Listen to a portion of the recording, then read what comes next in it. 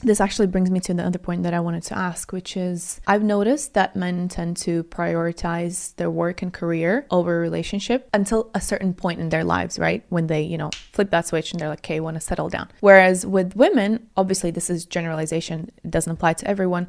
They tend to, from my observation, prioritize and just see it as more important, the relationship. First of all, do you agree? And do you see that as well? And if so, then where's the solution to that? So I love this question because a lot of the time, I get asked if I do matchmaking, right? And I was like, for the most part, I don't really believe in it, to be honest. I met a lot of people in the industry and I kind of know what's going on. What is going on?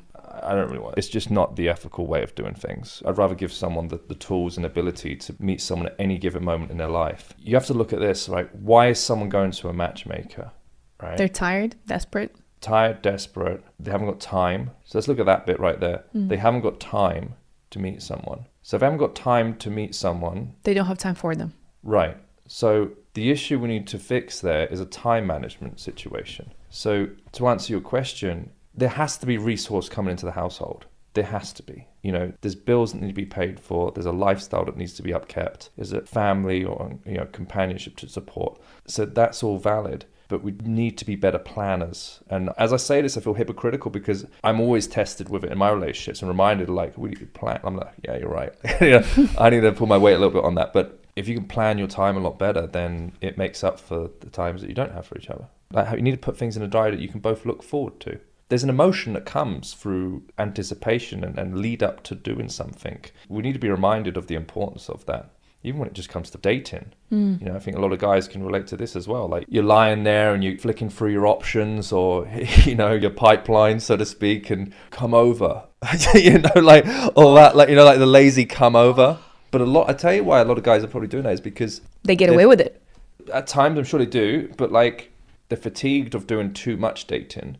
And then they forgot about the importance of actually the courting aspect before it gets to that place. And there needs to be a reminder of that, the courting aspect. Louder. Yeah. Say it louder. Yeah. Okay, what am I forgetting in the courting process these days? The actual planning courting. A date. Yeah. Do you know what I mean? And I think it's because of the world we're living in with the instant gratification.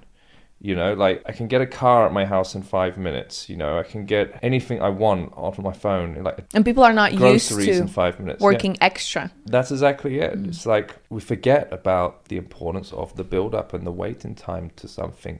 We don't appreciate things just given to us. We just don't. Whether it be information, whether it be a gift or whatever, in general, we don't appreciate things just given to us. So let's remind ourselves about the importance of waiting. That is so true. And this immediately brings to my mind an analogy, which is, would you immediately now pluck a green apple from the tree when it's not ripe and eat it sour or like half ripe basically? Or would you actually tend to the tree and wait until it's red and shiny and glistening and juicy and sweet and then, have that fruit? And right there, that's going to help a lot of people out because a lot of people don't really think laterally and think about the long game with someone. I always often share a story where, years ago, I walked into this club and I saw this girl and instantly I was like, that's my next girlfriend. I just straight away was like, that's my next girlfriend. I hadn't even gone over and spoke to her yet and worked out how I was even going to do it. And I just knew someone like that would be getting hit up so much. And I was right because later on down the line I saw like how much I was getting hit up. So I had that thought, let's just say that was February. And then when it came to November, she was my girlfriend. I saw her 3 times between February and November. But my thought process was exactly that. Like, why pick the apple now? Well, I can just wait for it to get juicier and riper. And then I just, end of the year, I just pick it off the tree. Yeah, I mean, definitely that. And, I was thinking in an analogy, in a situation that, everyone encounters all the time, which is boy meets girl and, boy probably wants to sleep with the girl straight away. But if you take that time to actually get to know the person better, court her properly, she will have times 100 feelings for you when you will have invested that energy, that time, that courtship into that girl. And basically the experience, the pleasure that you will have when you actually have sex with that person finally after you've put in that effort is going to be so much better. Best be right.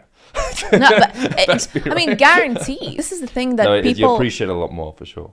But of course, it feels different because of the engagement of the other person, the other emotion. person being the woman. And the woman is not going to be engaged. She's not going to be feeling anything towards you if you just, rocked up overnight out of nowhere and try to make a shortcut and like cheat your way into her bedroom. Yeah, well, I think there's a lot to be said about that though, because like, a question I get thrown at me often is, should girls give it up on the first night? And I don't actually think there's a particular rule with that. Yeah, I don't think so. It's up to the person, obviously. Yeah, it's just got to be if they feel like they've earned it. And you can feel that connection of someone on the first night. It all depends how you behave after as well. I've met someone on the first night and that girl's become my girlfriend.